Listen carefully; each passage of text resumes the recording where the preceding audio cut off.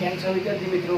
હું કરણ Kayastha, RNI high school સરીખુરદ, ધોરણ 12 science રસાયણ વિજ્ઞાન ચેપ્ટર નંબર 4. આપણો લેક્ચર નંબર આ છે 2, લેક્ચર નંબર 2, રાસાયણિક ગતિકી, કેમિકલ કાઇનેટિક. ઓલરેડી આપણે ગયા લેક્ચરમાં આપણે ભણી ગયા છે પ્રક્રિયા વેગ ને વ્યાખ્યાયિત કરવો, બરાબર, અને કેટલીક રાસાયણિક ગતિકીની આપણે સમજૂતી મેળવી હતી, બરાબર. તો આ લેક્ચરમાં હવે આપણે વાત કરીશું પ્રક્રિયા વેગના એકમો એ આપણે કઈ રીતે દર્શાવી શકાય એના વિશે ચર્ચા કરીશું. તો હેડિંગ આપો, પ્રક્રિયા વેગના એકમો. ચાલો, પ્રક્રિયાના વેગ છે તે કઈ રીતે નક્કી કરી શકાય?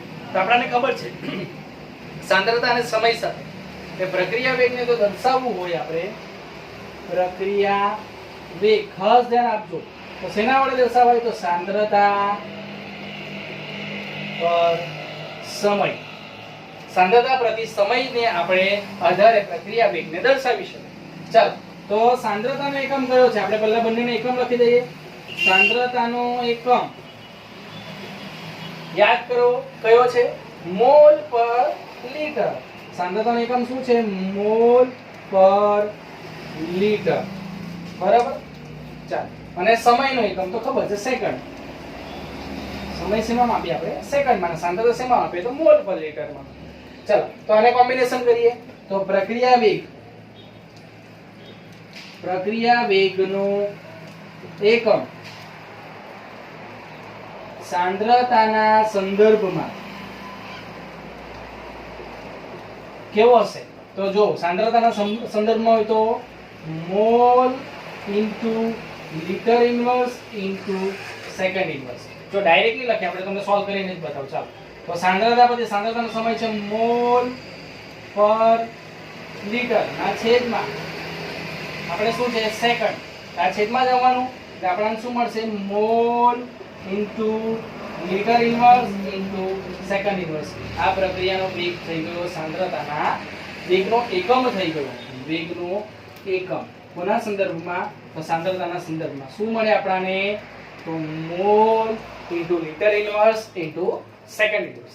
ચલો, કેટલીક વખત આ તો આપણે સાંદ્રતા એટલે કે પ્રવાહી માટે આપણે વાત કરી, દ્રાવણ માટે વાત કરી. કેટલીક વખત આપણે જો વાયુ અવસ્થા વિશે ચર્ચા કરીએ તો દબાણના સંદર્ભમાં, તો આપણે અહીં દર્શાવીએ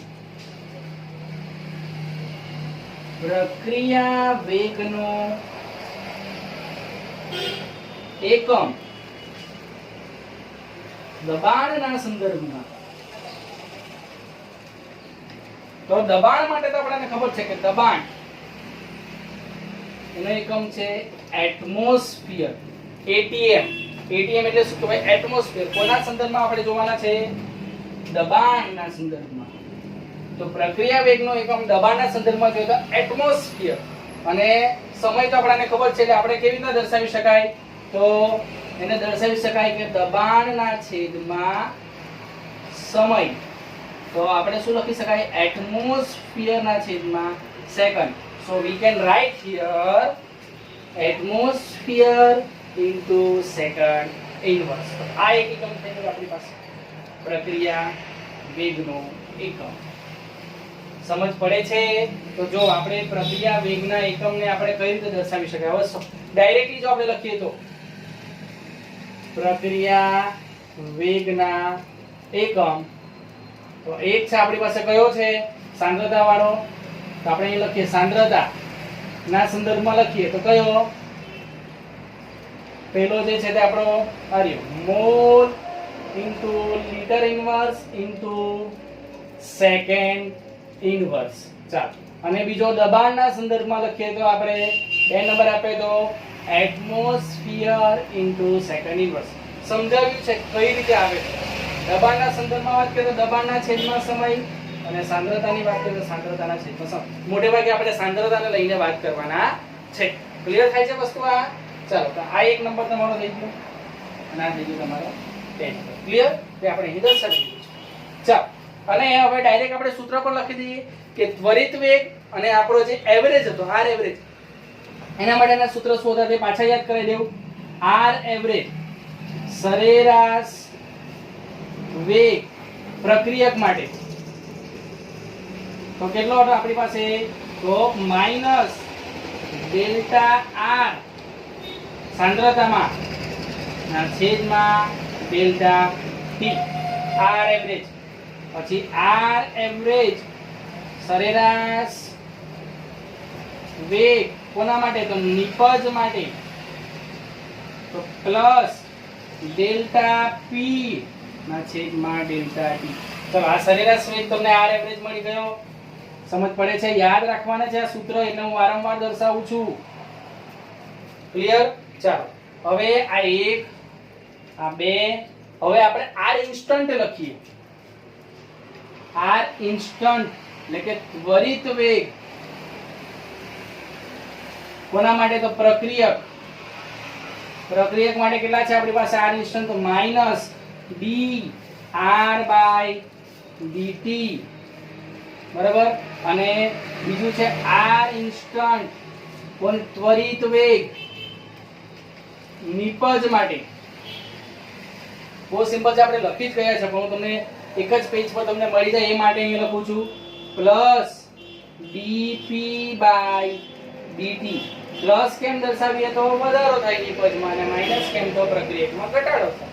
તો આ પણ તમને બે સૂત્ર મળી ગયા. તમે જો આર ઇન્સ્ટન્ટના ત્વરિત માટેના અને એવરેજ માટેના, અને આપણે આને આલેખ દ્વારા પણ સમજેલા છે ગયા લેક્ચરમાં. બરાબર? ચાલો તો આપણે શું પ્રક્રિયા વેગના એકમો જોયા. તો પ્રક્રિયા વેગને કઈ રીતે દર્શાવી શકાય તો સાંદ્રતા પ્રતિ સમય કે સાંદ્રતા છે તો સમય સાથે એમાં કંઈક ને કંઈક ફેરફાર જોવા મળશે. સમય વધશે તેમ નિપજ આપણે પ્રક્રિયકની સાંદ્રતામાં ઘટાડો થાય છે અને જે સમય વધશે પ્રક્રિયકની સાંદ્રતામાં ઘટાડો થાય છે અને નિપજની સાંદ્રતામાં વધારો થાય છે. આમ તમે જોઈ શકો કે સમયની સાથે સાથે પ્રક્રિયક અને નિપજની સાંદ્રતામાં કંઈક ને કંઈક ફેરફાર જોવા મળે છે. એટલે આપણે સાંદ્રતા પ્રતિ સમય દર્શાવીએ શું તો પ્રક્રિયાનો વેગ. હવે સાંદ્રતાનો એકમ શું છે મોલ પર લિટર. આપણે જાણીએ છીએ સમયનો એકમ શું છે સેકન્ડ. હવે આને આપણે સોલ્વ કરીએ તો આપણને એકમ શું મળશે ઓવરઓલ સાંદ્રતાના સંદર્ભમાં વાત કરીએ તો mall into litre inverse into second inverse. અને ધારો કે જો દબાણના સંદર્ભમાં વાતાવરણના સંદર્ભમાં વાત કરીએ દબાણના સંદર્ભમાં વાત કરીએ તો એટમોસ્ફિયર લઈ શકાય. સાંદ્રતાની જગ્યાએ શું લેવાના એટમોસ્ફિયર. તો એટમોસ્ફિયર એનો એકમ થઈ ગયો તો આપણે શું લખી શકાય એટમોસ્ફિયર ઇન્ટુ સેકન્ડ ઇન્વર્સ. એટલે આપણે બંને એકમ દર્શાવી દીધા. અને એવરેજ તો આપણને ખબર છે આર એવરેજ. નિપજ માટે તો નિપજ સોરી પ્રક્રિયક માટે તો પ્રક્રિયક કેવો છે સમયની સાથે ઘટતો જાય છે એટલે minus delta R by delta T.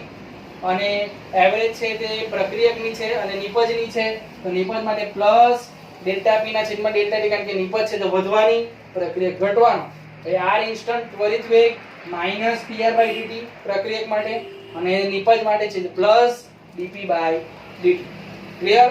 ચાલો તો આને વ્યવસ્થિત તમે ઉતારી લો અને સમજો લખો.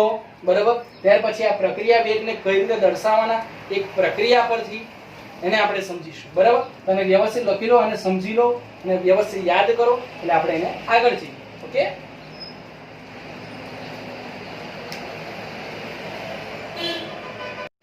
ચાલો લખાઈ ગયું.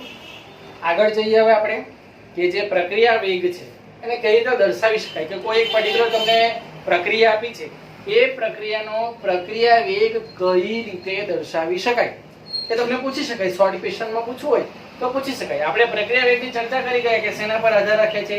પ્રક્રિયકની સાંદ્રતા ઘટતી જાય છે નિપજની સાંદ્રતા વધતી જાય છે. એને કઈ રીતે દર્શાવાય એને કઈ રીતે આલેખની રીતે સમજી શકાય.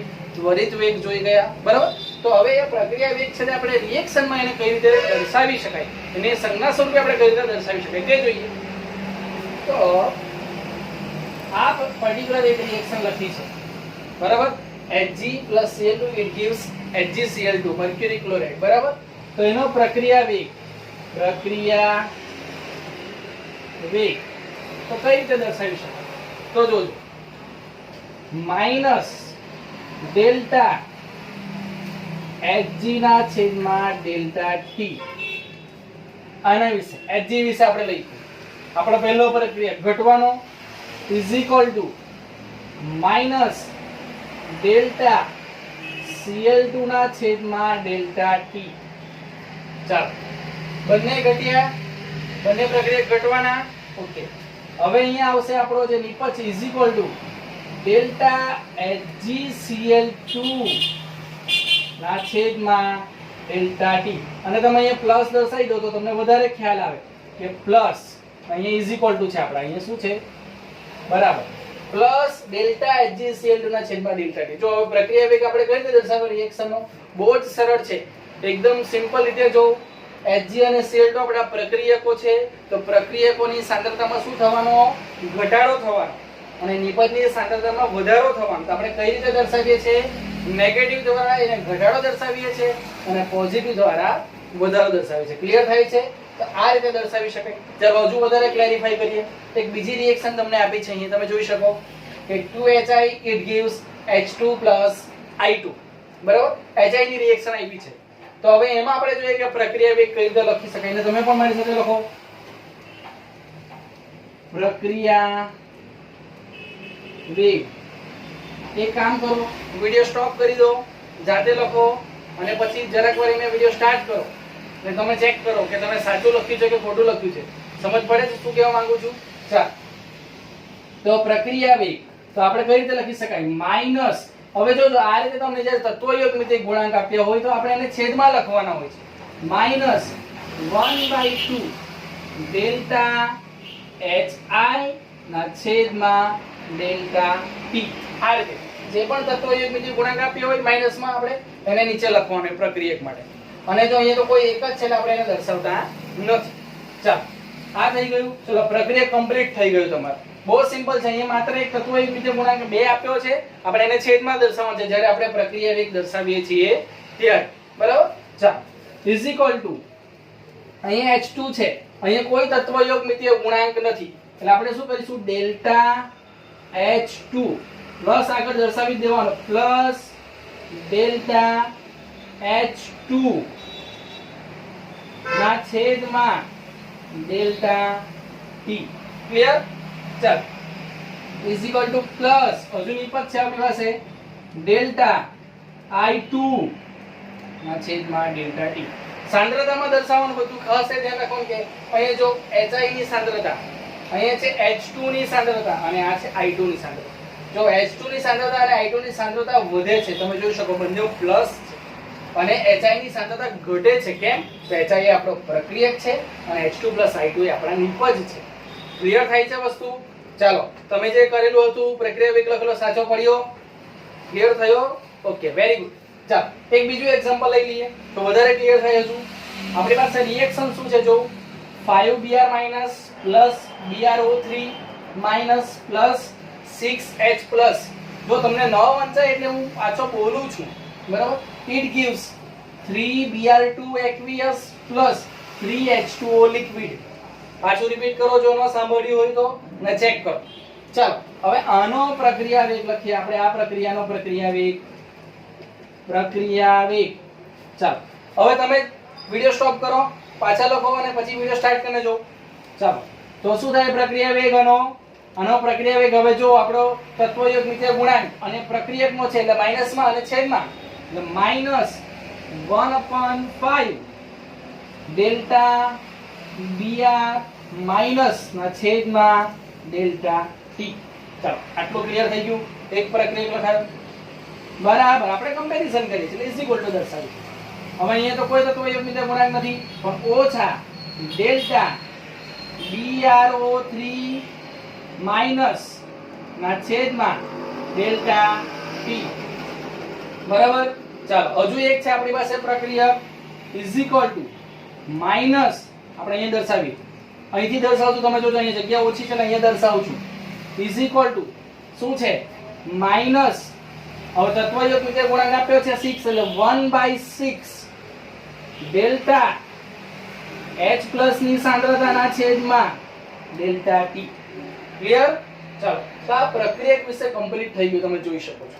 ચલો નિપજનું તો નિપજ માટે દર્શાવી ઇઝ ઇક્વલ ટુ 3. તો અહીંયા માઈનસ છે આપણે દર્શાવવું તો છેદમાં જ છે પણ અહીંયા માઈનસ કેમ તો પ્રક્રિયક માટે છે. નિપજ માટે હોય તો પ્લસ 1/3 ડેલ્ટા Br2 ની સાંદ્રતા ના છેદમાં ડેલ્ટા ટી. અને લાસ્ટમાં આપણી પાસે શું બચે છે ઇઝ ઇક્વલ ટુ 1/3. જો પ્લસ આવે ને પ્લસ દર્શાવી દો તો સારું અને ન દર્શાવે તો ઓટોમેટિક પ્લસ તો રહેવાનો જ છે પ્લસ. બરાબર તમને દેખાય આવે આ કે પ્લસ ચલો શું છે તો 1/3 શું છે તો ડેલ્ટા H2O ની સાંદ્રતાના છેદમાં ડેલ્ટા T. તમે જોઈ શકો છો કે આ રીતે પ્રક્રિયા વેગ દર્શાવી શકાય. હવે તમે જે લખ્યો છે તમે સ્ટોપ કરીને જોયું હશે, તમે જાતે લખ્યો હશે એને રીચેક કરો કે સાચો પડ્યો છે. સાચો પડ્યો છે તો વેરી ગુડ, તમને પ્રક્રિયા વેગ દર્શાવતા આવડી ગયો. સમજ પડે છે વાતમાં શું કહેવા માંગુ છું? ચલો એક સિમ્પલ રીતે પાછું જોઈ લઈએ કે પ્રક્રિયા વેગ કઈ રીતે દર્શાવી શકાય. એના માટે મેં 3 રિએક્શન ઓલરેડી લખી દીધી છે, બરાબર. એના પરથી આપણે એનો પ્રક્રિયા વેગ લખવાની કોશિશ કરીએ. તો પ્રક્રિયા વેગ, પ્રક્રિયક છે એની સાંદ્રતામાં ઘટાડો તો એને માઈનસ વડે દર્શાવીએ. વારંવાર આ શબ્દ બોલું છું. નિપજ છે તેની સાંદ્રતામાં વધારો ને એને પોઝિટિવ વડે દર્શાવીએ. તો આપણો પ્રક્રિયક અહીં Hg અને Cl2 છે, બરાબર. તો માઈનસ ડેલ્ટા Hg એટલે કે પ્રક્રિયકની સાંદ્રતામાં ફેરફાર, બરાબર. જો એક વખત યાદ કરાવી દો તમને પાછું કે આપણી પાસે પ્રક્રિયકની સાંદ્રતા એટલે ડેલ્ટા R માં ફેરફાર. ફેરફાર એટલે શું કહેવાય એને? કારણ કે આપણે R2 માઈનસ R1 આ રીતે દર્શાવેલું, બરાબર, ફેરફારને. અને નિપજની સાંદ્રતામાં ફેરફાર હોય તો P2 માઈનસ P1 આ ફેરફાર આ રીતે દર્શાવેલો આપણે. અને પેલું બીજું તમને યાદ કરાવું કઈ રીતે આપણે તો આપણો જે પ્રક્રિયાનો વેગ છે, પ્રક્રિયકનો વેગ તો કેવો કહેવાય? Minus delta R by delta T. આ કોના માટે હતું? પ્રક્રિયક માટે હતું. અને નિપજ માટે પ્લસ ડેલ્ટા P ના છેદમાં ડેલ્ટા T. આપણે આ જે કોન્સેપ્ટ છે અને આ જે કોન્સેપ્ટ છે એના પરથી આપણે પ્રક્રિયા વેગ લખીએ છીએ, બરાબર. ઓલરેડી આપણે ભણી ગયા છે, બરાબર, કે શું છે તો પ્રક્રિયકની સાંદ્રતામાં ફેરફાર કોની સાપેક્ષે? સમયના ફેરફાર સાથે. નિપજની આ જો નિપજની સાંદ્રતા એને વંચાય કેવી રીતના? P ને કૌંસમાં લખીએ એટલે નિપજની સાંદ્રતા, ડેલ્ટા એટલે ફેરફાર, તો નિપજની સાંદ્રતામાં ફેરફાર કોના ફેરફારની સાપેક્ષે? તો સમયના ફેરફારની સાપેક્ષે. ક્લિયર થાય છે? તો એ જ વસ્તુ આપણે અહીંયા લખી છે કે પ્રક્રિયકના જે ફેરફાર છે માઈનસ પ્રક્રિયકનો ફેરફાર છે માઈનસ સમયની સાપેક્ષે. આ વધી ગયો કેમ તો નિપજ મળી એટલે પ્લસ ડેલ્ટા HgCl2 ના છેદમાં ડેલ્ટા T. ફેરફાર કેમ દર્શાવીએ છીએ તો શરૂઆત અને અંતિમ અવસ્થા કઈ જુદી છે. શરૂઆત આપણો પ્રક્રિયક હતો એ ખૂબ વધારે હતો, નિપજ છે તે અંતિમમાં વધી ગઈ. શરૂઆતમાં નિપજ હોવાની જ નથી કારણ કે નિપજ તો બની જ ન હોય. નિપજ તો સમયની સાથે સાથે વધતી જશે, પ્રક્રિયક વપરાતો જાય તેમ તેમ નિપજ મળતી જાય. આ વસ્તુ મગજમાં ફિટ થઈ જવી જોઈએ તમને. ચલો બીજી રિએક્શન પણ જોઈ. તેમાં તત્વયોગ મિતીય ગુણાંક જ્યારે પણ પ્રક્રિયા વેગને આપણે દર્શાવીએ ત્યારે તત્વયોગ મિતીય ગુણાંક છેદમાં લખવાનો. અને જો પ્રક્રિયકનો જો તત્વયોગ મિતીય ગુણાંક હોય તો એને આપણે નેગેટિવ ચિહ્ન સાથે દર્શાવીએ. કેમ નેગેટિવ? પાછો બોલું છું કે પ્રક્રિયકની સાંદ્રતામાં ઘટાડો થાય છે એટલે આપણે એને નેગેટિવ દર્શાવીએ. ક્લિયર થાય છે? તો તમે જોઈ શકો છો -1/2 delta HI upon delta T. એ કયો થઈ ગયો આપણો પ્રક્રિયક. ઓકે, તો નિપજ છે તો તત્વયોગ મિતીય કોઈ ગુણાંક દેખાતા નથી એટલે ડાયરેક્ટલી પ્લસ ડેલ્ટા H2 ની સાંદ્રતાના છેદમાં delta T is equal two plus delta I2 ની સાંદ્રતાના છેદમાં ડેલ્ટા T. ક્લિયર? અને એ જ રીતે છેલ્લી રિએક્શન છે આપણી. તેના માટે જો તત્વયોગ મિતીય ગુણાંક 5 આપ્યો છે અને પ્રક્રિયકનો છે એટલે એને આપણે નેગેટિવ તરીકે દર્શાવીશું. એટલે -1/5 ડેલ્ટા Br - ની સાંદ્રતાના છેદમાં delta T is equal to BrO3 કોઈ તત્વયુગ મિતીય ગુણાંક નથી, ડાયરેક્ટલી લખીશું માઈનસ ડેલ્ટા BrO3 માઈનસ ની સાંદ્રતાના છેદમાં delta T is equal to 6H plus એટલે 6 આપણને તત્વયુગ મિતીય ગુણાંક આપ્યો છે એટલે પ્રક્રિયકનો છે તો -1/6 ડેલ્ટા H પ્લસ ના છેદમાં delta T. Delta H plus ની સાંદ્રતાના છેદમાં ડેલ્ટા T. બોલવાનું સાંદ્રતા બોલવાની પ્રેક્ટિસ કરશો તો તમને ઓટોમેટિક મગજમાં ફિટ થઈ જશે. ચાલો તો પ્રક્રિયા કમ્પ્લીટ થઈ ગઈ. અહીંયા નિપજ સાથે સરખામણી કરીએ ઇઝ ઇક્વલ ટુ નિપજની જે સાંદ્રતા છે તેમાં 3Br2 3 એનો તત્વયુગ મિતીય ગુણાંક છે છેદમાં લખવાનો છે પણ પોઝિટિવ છે એટલે +1/3 ડેલ્ટા Br2 ના છેદમાં ડેલ્ટા T. ડેલ્ટા Br2 ની સાંદ્રતા ના છેદમાં ડેલ્ટા T. અને બચ્યું શું છે હજુ 3H2O તો પ્લસ કેમ તો વધે છે નિપજ સાંદ્રતા વધે છે ધેટ મીન્સ કે +1/3 ડેલ્ટા પાણીની સાંદ્રતાના છેદમાં ડેલ્ટા T. H2O ની સાંદ્રતાના છેદમાં ડેલ્ટા T. તો આ રીતે તમે પ્રક્રિયા વેગને દર્શાવી શકો છો. ક્લિયર થયું? એનો સ્ક્રીનશોટ લઈ લો, વ્યવસ્થિત લખો, 3 થી 4 વાર એને તમે રિએક્શન મોડે લખો અને એની પ્રેક્ટિસ કરો. એના પ્રક્રિયા વેગ મોડે લખો, રિએક્શન લખી દો અને પછી પ્રક્રિયા વેગ એનો મોડે લખો, એને સોલ્વ કરવાની કોશિશ કરો તો તમને ઓટોમેટિક આવડી જશે. બહુ ઈઝી છે, બરાબર. તો આ લેક્ચરમાં પર્ટિક્યુલર આપણે શું જોયું? તો પ્રક્રિયા વેગના એકમો જોયા. તો સાંદ્રતાના સંદર્ભમાં જોયા તો કયા હતા? તો mall into litre inverse into second inverse. અને કોઈ વખત જો આપણે વાયુના સંદર્ભમાં વાત કરીએ તો દબાણ આવે, બરાબર.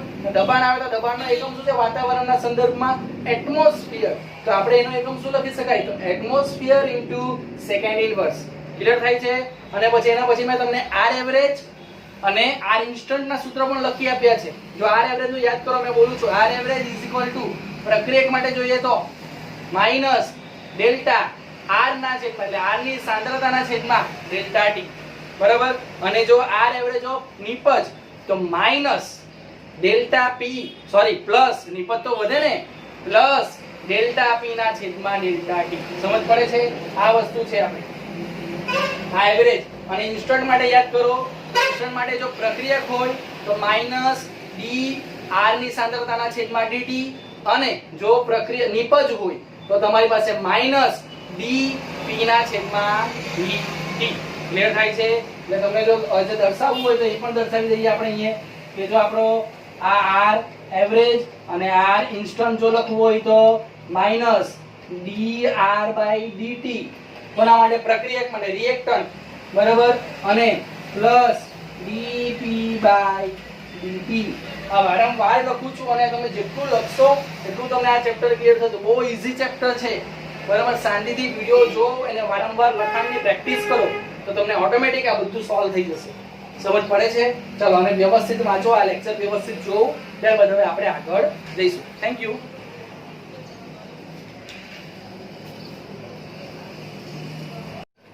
ચાલો, લખાઈ ગયું. તો આગળ આપણે હવે એક એક્ઝામ્પલ જોઈશું, એક દાખલો જોઈશું, બરાબર.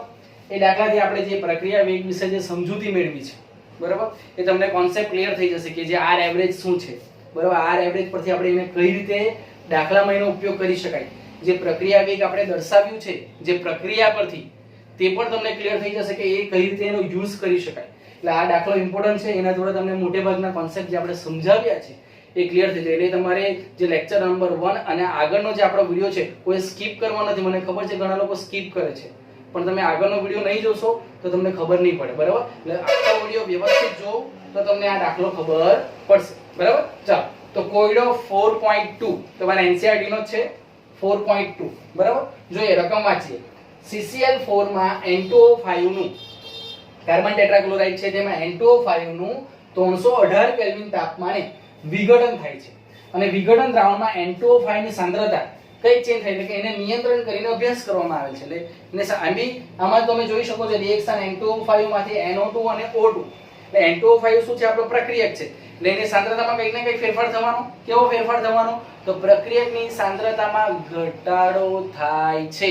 આ મગજમાં ફીડ કરી દેવાનું. ઓકે, ચાલો. તો પ્રારંભમાં હવે ઓટોમેટિક આપણા મગજમાં આવી જવું છે કે પ્રક્રિયકની સાંદ્રતામાં ઘટાડો થાય. ધેટ મીન્સ કે કંઈક પ્રારંભિક હશે ને કંઈક અંતિમ હશે, બરાબર. અને આપણને ખબર છે કે સાંદ્રતામાં જો ફેરફાર આપણે દર્શાવીએ તો ફેરફાર કઈ રીતના? અંતિમ માઈનસ પ્રારંભિક. આપણે વર્ષોથી આવી રીતે શીખતા આવીએ છીએ વસ્તુ. ચાલો, તો પ્રારંભમાં N2O5 ની સાંદ્રતા કેટલી છે? 2.33. ચલો, એટલે આપણો N2O5 શું છે? જો લખી લઉં રફમાં એટલે તમને ખબર પડે. N2O5 પ્રક્રિયક છે, ધેટ મીન્સ કે રિએક્ટન્ટ છે. રિએક્ટન્ટ ની પ્રારંભિક સાંદ્રતા ધેટ મીન્સ કે R1 is equal to 2.33 mall પર લિટર. ઓકે, ચાલો. 184 મિનિટ પછી, આટલા સમય પછી, એવો શબ્દ વાપરો. એવું નથી કે આટલા સમયે, 184 મિનિટ પછી. ધેટ મીન્સ કે તમને ફેરફાર જ આપી દીધો કે શરૂઆતનો સમય આવો કંઈક હશે ને આટલા સમય પછી, એટલે કઈક સમયનો ફેરફાર જ તમને આપી દીધો 184 મિનિટ. ફેરફાર ડિરેક્ટલી આપ્યો છે, ધેટ મીન્સ કે ડેલ્ટા ટી તમને ડિરેક્ટલી આપ્યો છે અંદર, બરાબર.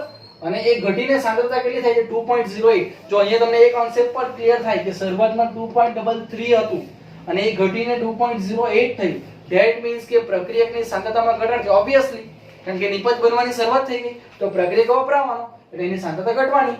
ઓકે, ચાલો. તો પ્રક્રિયાના નીચે સમીકરણ આ છે, 2N2O5 it gives 4Na2 O2. આપણે N2O5 પ્રક્રિયક છે, NO2 અને O2 એ આપણા નિપજ છે. નિપજની સાંદ્રતા વધશે, પ્રક્રિયકની સાંદ્રતા ઘટશે. ઓકે, ચલો તો આમાંથી શું શોધવાનું છે આપણે? તો પ્રક્રિયાનો સરેરાશ વેગ કલાક, મિનિટ અને સેકન્ડના સમયમાં ગણવાનો છે. તો પ્રક્રિયા વેગ કયો? સરેરાશ વેગ RAV ગણવાનો છે. કે કેવો? કલાક, મિનિટ અને સમયમાં, એટલે કે સેકન્ડમાં આપણે 3 3 ગણવાના છે. અને સમય દરમિયાન એનોડના ઉત્પન્ન થવાનો વેગ, જે આપણો નિપજ છે તેનો ઉત્પન્ન થવાનો વેગ કેટલો હશે એ ગણવાનું છે. ધેટ મીન્સ પહેલા તો આપણને ખબર પડી ગઈ કે આપણે શું શોધવાનું છે? તો R એવરેજ એ શોધવાની છે, સરેરાશ વેગ R એવરેજ. બરાબર. હવે શું આપ્યું છે એ લખીએ. બરાબર, ધ્યાન આપજો વ્યવસ્થિત. તો આપણને કીધું છે N2O5. N2O5 એટલે આપણો પ્રક્રિયક. પ્રક્રિયક એટલે રિએક્ટન્ટ કહેવાય. અને રિએક્ટન્ટની સાંદ્રતા આપણને આપી છે. તો આપણે અહીં લખીએ N2O5 ની સાંદ્રતા. ચાલો, રિએક્ટન્ટ છે એટલે આપણે R તરીકે દર્શાવીશું અને પ્રારંભિક હોય તેને R1 એટલે R1 દેખાય છે. R1 કેટલી છે? તો 2.33 mall into litre inverse. Okay, ચલો આ પ્રારંભિક થઈ ગઈ. ઘટીને કેટલી થાય છે? એટલે R2 આપણા રિએક્ટન્ટ પ્રક્રિયકની સાંદ્રતા એને ચોરસ બોક્સમાં આપણે દર્શાવીએ છીએ. બરાબર, કેટલી છે? તો 2.08 મોલ પર લીટર, એટલે કે મોલ ઇન્ટુ લીટર ઇન્વર્સ. ચલો 184 મિનિટ પછી, એ જ સમય એવું નથી કીધું, ત્યાર પછી, એટલે ડેલ્ટા ટી ફેરફાર આપણને આપ્યો છે. ડેલ્ટા ટી = 184 મિનિટ તમને આપી દીધી છે. ઓકે, ચાલો તો હવે આપણે દાખલો ગણવાની શરૂઆત કરીએ. આટલી વસ્તુ આપણને આપી છે અને રિએક્શન આપણને ખબર છે. બરાબર, ચાલો તો સરેરાશ વેગ એટલે કે આપણે RAV પ્રક્રિયક માટે આપણે એવું લખીએ. પ્રક્રિયક માટે RAV, પ્રક્રિયક માટે RAV બરાબર શું થાય? તો આપણે લખતા આવડે છે હવે પ્રક્રિયા વેગ. તો 2 છે એટલે 1/2 તો કરીશું, છેદમાં લખીશું અને ભાગ્યા કરીશું. તો માઈનસ, કેમ? તો પ્રક્રિયક ઘટે છે. સાંદ્રતા કોની? તો ડેલ્ટા N2O5 ની સાંદ્રતા ના છેદમાં ડેલ્ટા ટી. આપણે આ રીતે પ્રક્રિયાનો વેગ દર્શાવ્યો હતો, તમને ઉદાહરણ સાથે મેં સમજાવ્યું છે. બરાબર, ચાલો હવે આમાં આપણે માત્ર કિંમત જ મૂકવાની છે કે -1/2. હવે તો ડેલ્ટા N2O5 એટલે પ્રક્રિયકની સાંદ્રતામાં થતો ફેરફાર. શું? પાછો રિપીટ કરું છું, ડેલ્ટા N2O5 પ્રક્રિયકની સાંદ્રતામાં થતો ફેરફાર. તો આપણને ખબર છે, આપણને R1 અને R2 આપ્યા છે પ્રક્રિયકની સાંદ્રતામાં ફેરફાર. તો કેવો આવે? તો આપણે અંતિમ માઈનસ પ્રારંભિક, જે અંતિમમાંથી પ્રારંભિક બાદ કરવું, એટલે કે R2 માંથી R1 બાદ થશે. સમજ પડે છે? એટલે ઘણી વખત આપણે R1 માંથી R2 જ બાદ કરી દઈએ, પણ અંતિમમાંથી પ્રારંભિક બાદ થાય. બરાબર, એટલે આપણે શું લખીશું ફેરફારમાં? તો 2.08 - 2.33. ક્લિયર થાય છે વસ્તુ? અને છેલ્લે ડેલ્ટા ટી કેટલો છે આપણી પાસે? 184. ઓકે, ચાલો આને સોલ્વ કરીએ. કેટલો આન્સર આવે જણાવો. ચલો તમે પણ કેલ્ક્યુલેટર લો. તો આપણી પાસે 2.08 - 2.33 તો -0.25 અને ડિવાઈડ બાય 184 પણ આપણે કરી દઈએ તો આન્સર મળશે આપણને. જો સોલ્વ કરાવું છું લખો તમે પણ, -1/2 અને બ્રેકેટમાં આપણી પાસે બચે છે -0.00135. ઓકે, ચાલો હવે આને આપણે ક્રોસ કરીશું, એટલે આને ડિવાઈડ બાય 2 કરવા પડશે. આપણે ડિવાઈડ બાય 2 -2 છે. ઓકે, એટલે આપણી પાસે આન્સર આવવો જોઈએ 0.000679. બરાબર, આટલો આન્સર મળે છે આપણને. અને હવે આનો એકમ તો આપણી સાંદ્રતાના પર સમય છે. સાંદ્રતાનો એકમ છે મોલ પર લીટર, એટલે મોલ ઇન્ટુ લીટર ઇન્વર્સ. બરાબર, અને સમય શેમાં આપ્યો છે આપણને? મિનિટમાં, એટલે મિનિટ ઇન્વર્સ. બરાબર, નીચે છે મિનિટ, એટલે ઉપર છે એટલે ઇન્વર્સ થઈ જાય. ઓકે, ચલો આ તો આપણે એકમ સોલ્વ કર્યો છે એટલે તમને ખબર છે કઈ નતો. સાંદ્રતા પર સમય, સાંદ્રતાનો એકમ છે મોલ ઇન્ટુ લીટર ઇન્વર્સ, અને મિનિટ છે તે નીચે હોય ઉપર જાય એટલે ઇન્વર્સ થઈ જાય. ઓકે, ચાલો તો આ એક આન્સર તમને મળી ગયો. બરાબર, હવે એને આપણે સોલ્વ કરીએ. પોઈન્ટ કાપી કાઢો તો 1 2 3 4 એટલે 6.7 into 10⁻⁻4 mall into litre inverse into minute inverse. આ થઈ ગયો તમારો આન્સર નંબર 1. શું થઈ ગયું આન્સર નંબર 1 મિનિટમાં તમને મળી ગયો આ. બરાબર ક્લિયર થાય છે. ચાલો હવે ને આપણે કલાકમાં અવરમાં ફેરવીએ. તો એને કલાકમાં ફેરવવા માટે આપણને ખબર છે કે 1 કલાકમાં કેટલી મિનિટ હોય 60 મિનિટ્સ હોય. બરાબર તો આપણે એને ફેરવીએ તો આપણી પાસે ઉપરનો ઉપયોગ કરીએ. ચાલો કલાકમાં ફેરવવા માટે 0.000679 બરાબર. હવે એને કલાકમાં ફેરવવા માટે શું કરીશું ગુણ્યા 60 મિનિટ. 1 કલાકમાં કેટલી હોય 60 મિનિટ એટલે અવર એટલે આપણે ખાલી h દર્શાવીએ અવર. એને શું કહેવાય HOUR અવર કલાક. બરાબર ચલો તો 1 કલાકમાં કેટલી મિનિટ 60 મિનિટ હોય એટલે આપણે એનો ગુણાકાર કરીશું તો આપણને મિનિટ આપણે અંદર એડ કરી દઈએ. અહીંયા મિનિટ કેવી છે બહાર છે તો આપણે એને એડ કરી દઈએ તો શું થાય ચલો એને એડ કરીએ તો ગુણ્યા 60 તો તમને આન્સર મળશે અહીં 0.0407 બરાબર. હવે એ શું મળશે તો આપણો મોલ ઇન્ટુ લીટર ઇન્વર્સ તો છે જ અને આ મિનિટ તો અંદર આપણે એડ કરી દીધી ગુણ્યા 60 કરીને તો આપણી પાસે શું બચે છે નીચે અવર ઇન્વર્સ HOUR અથવા તો તમે ખાલી h લખો તો પણ ચાલે. મેં આખું દર્શાવું છું અવર ઇન્વર્સ. બરાબર હવે એને સોલ્વ કરી દઈએ આપણે પોઈન્ટમાં કાઢી નાખીએ તો 1 અને 2 એટલે 4.07 into 10⁻² mall into liter inverse into hour inverse. બરાબર તો આ તમારો બીજો આન્સર પણ તમને મળી ગયો છે. ક્લિયર થાય તો આપણે અહીંયા નામ આપી દઈએ બીજો આન્સર જે કલાકમાં છે. બરાબર તો આન્સર નંબર 2 જે આપણો hour છે. ક્લિયર થઈ ગયું. ચાલો એટલે આપણે મિનિટમાં ગણી કાઢ્યું કલાકમાં ગણી કાઢ્યું. હવે સેકન્ડમાં ફેરવી દઈએ. ચલો એટલે આપણે મિનિટ જે છે એને લાવવાનું અહીંથી પોઈન્ટ વાળો જે હોય ને એને ગણવામાં આપણને ઈઝીલી પડે તો આના પરથી જ આપણે ગણીએ. તો હવે આપણે સેકન્ડમાં ગણીશું તો આપણી પાસે શું છે 0.000679 બરાબર. હવે સેકન્ડમાં ફેરવવું હોય તો 1 મિનિટમાં કેટલી સેકન્ડ હોય 60 સેકન્ડ હોય એટલે ગુણ્યા 1 મિનિટ ડિવાઇડ બાય 60 સેકન્ડ. બરાબર આપણે સેકન્ડમાં ફેરવવું છે એટલે 1 મિનિટમાં કેટલી સેકન્ડ હોય 60 સેકન્ડ હોય તો કેવી રીતના ગણાય તો ગુણ્યા 1 મિનિટ ડિવાઇડ બાય 60 સેકન્ડ. ચાલો તો હવે આપણે શું કરવાનું સિમ્પલ એનો ભાગાકાર કરવાનો છે તો 0.000679 ડિવાઇડ બાય 60 તો તમને આન્સર મળવો જોઈએ અહીં 0.004013.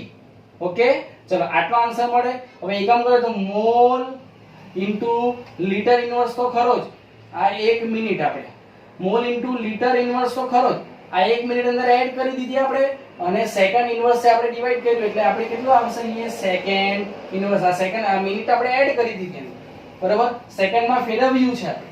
ઓકે ચલો હવે આને આપણે સોલ્વ કરીએ તો 1 2 3 4 ને 5 તો 5 પોઈન્ટ કપાય એટલે 1.13 into 10⁻⁵ 5 પોઈન્ટ કપાય ને એટલે -5 mall into liter inverse into second inverse. ચાલો તો તમને થર્ડ આન્સર મળી ગયો. આ શું છે આપણો આન્સર નંબર 3. એક જ દાખલો છે પણ આપણે એને અલગ અલગ રીતે ગણીએ છીએ. કેમ અલગ અલગ રીતે તો આપણે સેકન્ડમાં પણ ગણ્યું એને કલાકમાં પણ ગણ્યું અને મિનિટમાં પણ ગણ્યું. જો આ ત્રણે ત્રણ આન્સર તમને મળી જાય છે. યાદ રાખજો વ્યવસ્થિત આપણે કઈ રીતે ગણીએ છીએ. બરાબર તો આપણે પ્રક્રિયક માટે એનો સરેરાશ વેગ ગણી કાઢ્યો. ક્લિયર અહીંયા સુધી બરાબર સમજ પડી. ઓકે ચાલો તો હવે આ આપણો અહીંયા સુધી દાખલો ગણાઈ ગયો. હવે આ સમય દરમિયાન એ જ સમય દરમિયાન એટલે સમય એ જ છે 184 મિનિટ પછીની જ વાત કરે છે તો NO2 ના ઉત્પન્ન થવાનો વેગ કેટલો હશે એટલે જે નિપજ છે તેનો વેગ કેટલો હશે. તો એના માટે પહેલા તો આપણે પ્રક્રિયા વેગ લખતા આવડવો જોઈએ. બરાબર તો પ્રક્રિયા વેગ હવે આપણે અહીંયા એરો બતાવીએ.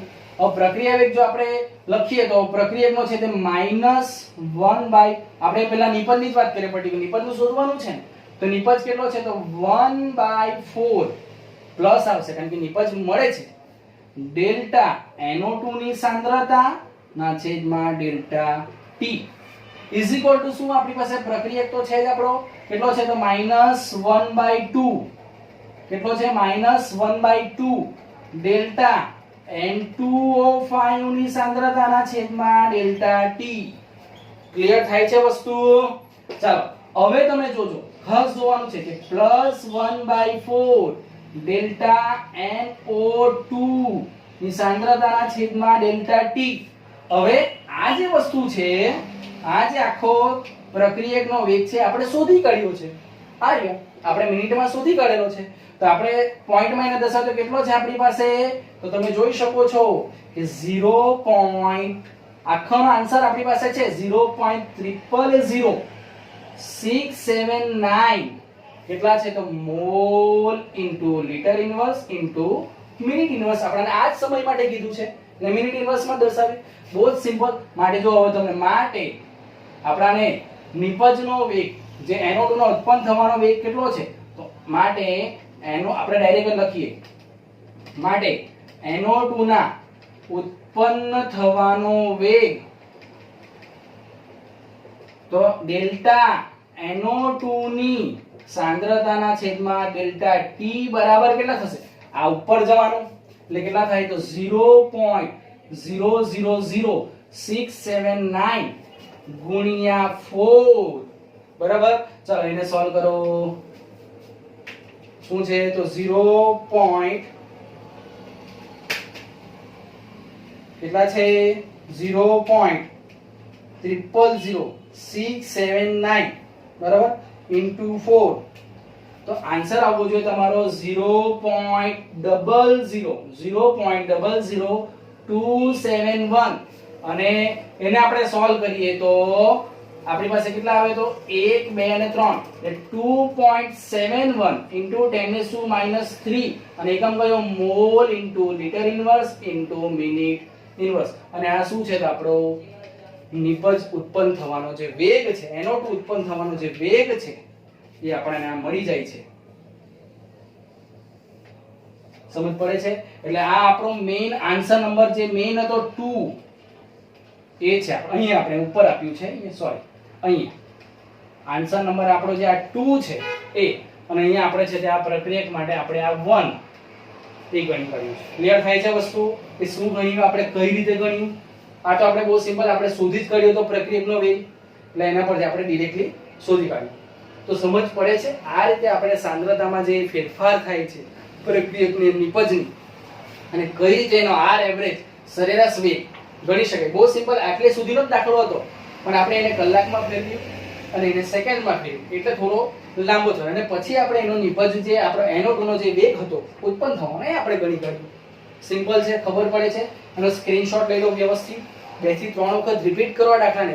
વારંવાર તમે ગણો, એનું કેલ્ક્યુલેશન કરો, કેલ્ક્યુલેટરનો ઉપયોગ કરો. ઘણા છોકરાઓ ડિરેક્ટલી લખે છે અને કેલ્ક્યુલેટરનો ઉપયોગ ન કરે તો પરીક્ષામાં તકલીફ પડી જાય. એટલે તમે વ્યવસ્થિત જાતે કેલ્ક્યુલેટરથી ગણો અને એના પોઈન્ટ કાપો. સમજ પડે તો વ્યવસ્થિત પાછું જો એકવાર, અને ન સમજ પડે તો મને પૂછો અને કોમેન્ટ બોક્સમાં મને આવીને જણાવો કે તમને આ વિડીયોમાં સમજ પડી કે નથી પડી. અને જો સમજ પડે તો ઓકે સર અથવા તો અન્ડરસ્ટુડ સર લખો તો મને ખબર પડે કે તમને મારા લેક્ચરમાં ખબર પડે છે. ઓકે, ચલો સ્ક્રીનશોટ લઈ લો અને સ્ટડી કરતા રહો. ત્યારબાદ આપણે આગળ જઈશું. Thank you.